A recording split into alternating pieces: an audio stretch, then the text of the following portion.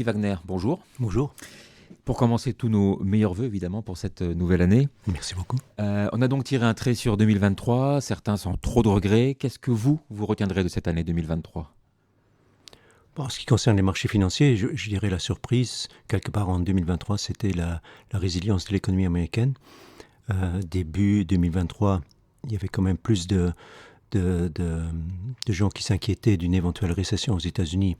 Et finalement, la croissance a tenu la route aux États-Unis, du moins jusqu'à présent.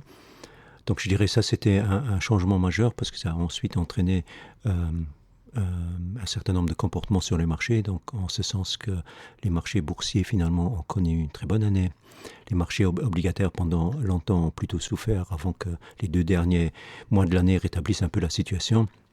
Et tout ça donc est parti un peu de cette résilience de l'économie américaine. Alors aujourd'hui en Europe, la croissance est plutôt au point mort. On est même en configuration de récession dans certains cas. Vous le disiez, aux États-Unis en revanche, les voyants sont plutôt au vert. Comment vous expliquez cette grosse différence ? Je dirais la différence, c'est partiellement que traditionnellement aux États-Unis, la consommation privée tient normalement relativement bien. Cette fois-ci, il y avait aussi cette situation inhabituelle où lors de la pandémie, les gens ont continué à recevoir leurs revenus mais ne pouvaient pas dépenser parce que tout était fermé. Donc il y avait cette idée qu'il y avait pendant cette période-là une sorte d'épargne excessive qui s'est constituée sur laquelle ensuite les gens pouvaient tirer pour continuer à soutenir leurs dépenses de consommation. Donc ça c'est clairement un élément. Il y a les dépenses publiques. Le déficit budgétaire aux États-Unis est élevé, très élevé en fait si on regarde aujourd'hui la situation économique avec un taux de chômage très faible. Normalement avec un tel taux de chômage, il n'y avait jamais un déficit budgétaire aussi élevé. Donc ça aussi, bien sûr, les dépenses publiques stimulent quelque part la croissance. Et je dirais que c'est ces éléments-là qui ont aidé l'économie à relativement bien tenir. Alors on le sait, il y a toujours un décalage de quelques mois entre ce qui se passe aux États-Unis et ce qui arrive en Europe. Est-ce que ça veut dire que pour l'Europe, tous les espoirs sont permis pour 2024 ? Oui, on peut aussi voir ce décalage de manière différente, dans ce sens que justement que la résilience de l'économie américaine s'évapore progressivement et que l'économie américaine pourrait quand même encore tomber en récession. Le côté plus optimiste, donc il faudrait voir alors d'où viendrait cette accélération de la croissance en Europe. Si on regarde les éléments, les facteurs qui stimulent la croissance, il y a les exportations, mais l'économie mondiale est quand même relativement faible. Il y a la consommation, il y a les investissements des entreprises, il y a des dépenses publiques, mais aujourd'hui, sincèrement, c'est relativement difficile de voir d'où viendrait une forte accélération de la croissance en Europe. Il y a des indicateurs en particulier qu'il faut surveiller de très près, un peu comme le lait sur le feu ? Il y a clairement, comme l'économie aussi quelque part, et quand même il y a un aspect psychologique qui est assez important. Donc il y a le degré de confiance, donc il y a aussi bien le degré de confiance des ménages pour continuer à consommer, il y a le degré de confiance des entreprises pour investir. Donc c'est ces éléments-là qu'il faut quand même regarder de près. En 2023, la Banque centrale européenne avait relevé plusieurs fois les taux directeurs avant de marquer une pause depuis septembre.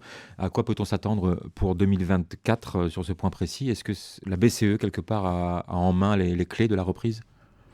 Le marché, en tout cas, s'attend à une baisse des taux d'intérêt de la Banque centrale européenne autour de 150 points de base, donc 1,5%. La Banque centrale européenne semble moins agressive et essaye de freiner un peu toutes ces anticipations. Mais c'est ça aujourd'hui, c'est que le marché anticipe aussi bien d'ailleurs pour la Banque centrale européenne que pour la Réserve fédérale. Donc le marché anticipe des baisses de taux qui, a priori, seraient nettement plus importantes que ce que les banques centrales elles-mêmes estiment. Un petit mot de la Chine, l'empire du milieu n'arrive pas non plus vraiment à redécoller. Est-ce que cela veut dire que la stratégie de totale fermeture puis réouverture n'était finalement pas la bonne ? Je ne sais pas si c'est lié à cette stratégie-là. C'est vrai qu'après la réouverture, l'économie chinoise a déçu, mais je pense qu'il y a des raisons à ça. Il y a bien sûr les problèmes du marché immobilier, donc qui fait qu'aujourd'hui, effectivement, le degré de confiance n'est pas extrêmement élevé auprès des ménages chinois. Et donc, de ce point de vue, c'est ça clairement un élément qui pèse sur la croissance. D'une manière générale, on peut dire que la Chine, jusqu'à présent, n'a toujours pas vraiment réussi cette transition d'une économie qui est tirée par les exportations vers une économie qui est plus tirée par la demande interne. Et ça continue à peser un peu sur la croissance chinoise. Maintenant, il y a d'autres raisons aussi, je dirais, beaucoup plus structurelles. Il y a la démographie chinoise qui aujourd'hui fait tout simplement que les taux de croissance que la Chine a connus par le passé ne sont tout simplement plus possibles.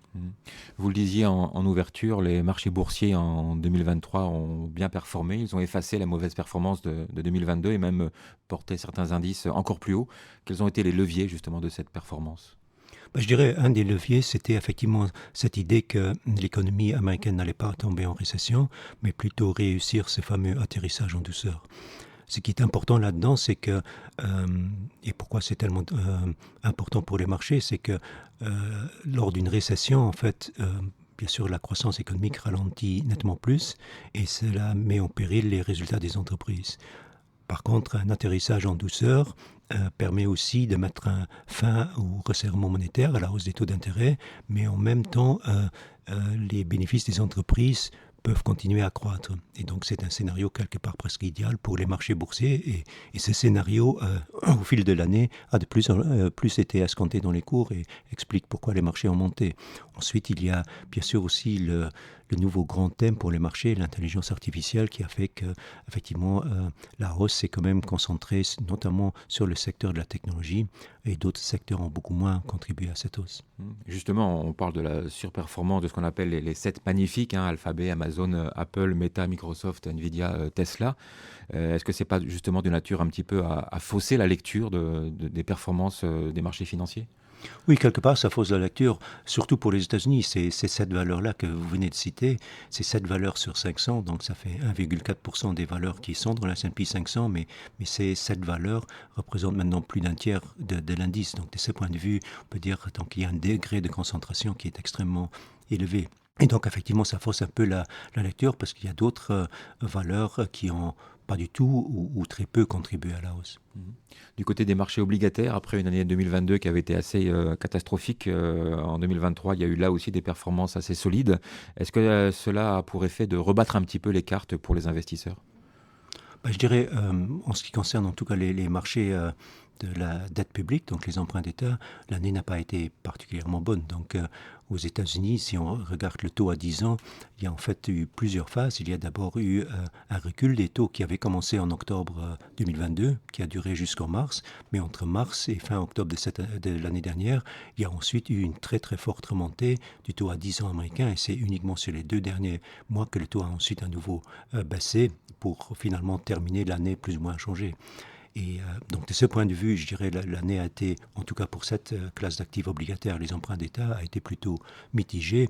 Le fait est aujourd'hui effectivement qu'après des années où en fait les placements à revenus fixes ne rapportaient pratiquement rien, aujourd'hui on a des taux d'intérêt qui sont à nouveau un peu plus importants, ce qui effectivement fait que on aurait pu penser que justement les gens délaissent un peu plus les actions justement simplement pour placer leur argent à terme ou dans entre guillemets dans des placements moins risqués, mais finalement ça n'a pas tellement été le cas.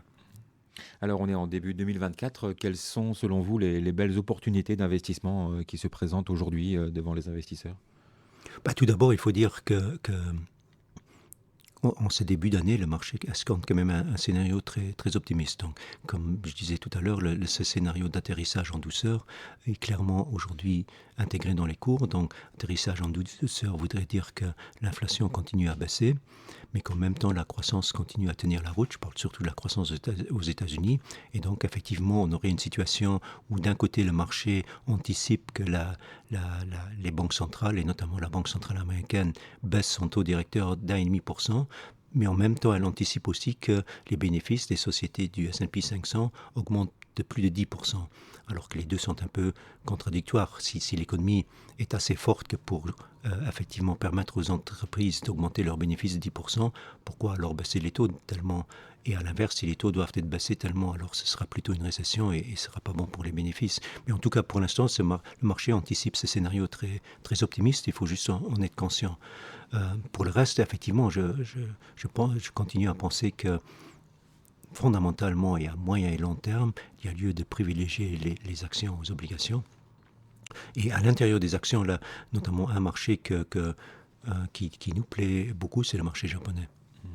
Justement, dans cette publication 178 de Perspective qui vient de paraître, vous émettez effectivement la recommandation à moyen et long terme de privilégier les actifs réels aux actifs monétaires, donc les actions plutôt que les obligations. Pourquoi ce choix? Je dirais dans un environnement où l'endettement est très élevé, la dette publique est très élevée, les déficits budgétaires sont élevés, c'est justement un environnement qui ne se prête pas très bien aux actifs monétaires. Finalement, les actifs monétaires, c'est essentiellement, si on veut le simplifier un peu, c'est un morceau de papier où quelqu'un vous dit qu'il vous paiera un intérêt et qu'il va vous rembourser. Mais de plus en plus, aujourd'hui, on arrive à une situation où, étant donné justement l'endettement tellement élevé, et notamment la dette publique tellement élevée, tôt ou tard, les banques centrales risqueront de devoir faire un choix entre combattre durablement l'inflation, mais ça aurait peut-être comme conséquence de faire exploser le coût de la dette, parce que les taux d'intérêt seraient élevés, ou alors effectivement permettre au gouvernement de continuer à se financer, peut-être, et alors délasser un peu le combat contre l'inflation.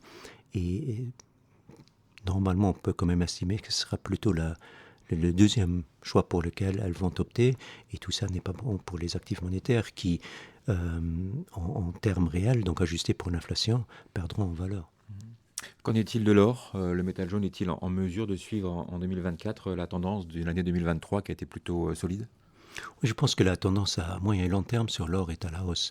L'année dernière, d'ailleurs, on peut dire que le cours de l'or était étonnamment fort, en ce sens que normalement, lorsque les taux montent et les taux réels montent, c'est négatif pour l'or qui ne paye pas d'intérêt. Or, l'année dernière, les taux réels ont monté et malgré cela, le cours de l'or s'est apprécié de quelques 13% par rapport au dollar et par rapport à l'euro. Et ce qu'on a clairement vu l'année dernière, c'est que la demande financière qui était plutôt négative, donc effectivement à cause des taux d'intérêt qui ont monté, mais a été plus que compensée par la force de la demande physique. Donc la demande physique, c'est l'or physique, surtout dans l'achat d'or physique, notamment dans les pays qu'on appelle souvent émergents, mais c'est surtout les achats des banques centrales. Et ça, je pense que ça, c'est un élément qui restera. Et cette année-ci, si les taux devaient vraiment baisser, la demande financière pourrait même venir s'ajouter à la demande physique. Donc je pense que l'or, à moyen et long terme, la tendance est à la hausse, clairement. Alors, dernière question, on le sait, 2024 va être aussi une année cruciale en termes d'élections, en Europe bien sûr avec les élections des députés européens au mois de juin, mais aussi des élections nationales dans bon nombre de pays de l'Union, et puis il y aura aussi les élections présidentielles aux États-Unis en fin d'année. Est-ce qu'on peut s'attendre à des impacts sur les marchés, impacts d'ailleurs pas toujours rationnels? Difficile à dire, moi je ne suis pas un expert géopolitique, c'est clair, il y aura les élections, mais le marché sait aussi qu'il y aura ces élections, le marché, même pour les élections aux États-Unis, normalement sait qui sont les deux candidats, donc de ce point de vue, je ne sais pas si ça va avoir tellement d'impact sur les marchés. Maintenant, on ne peut jamais l'exclure. Il y a de toute façon la situation géopolitique qui escalait. Donc, par rapport à ça, on pourrait dire par rapport à toutes ces incertitudes, le degré de volatilité sur les marchés est aujourd'hui étonnamment faible. Merci beaucoup Guy Wagner pour ces éclairages. Plus de détails évidemment à retrouver dans la publication Perspective 178 fraîchement publiée. À très bientôt, merci. Merci beaucoup.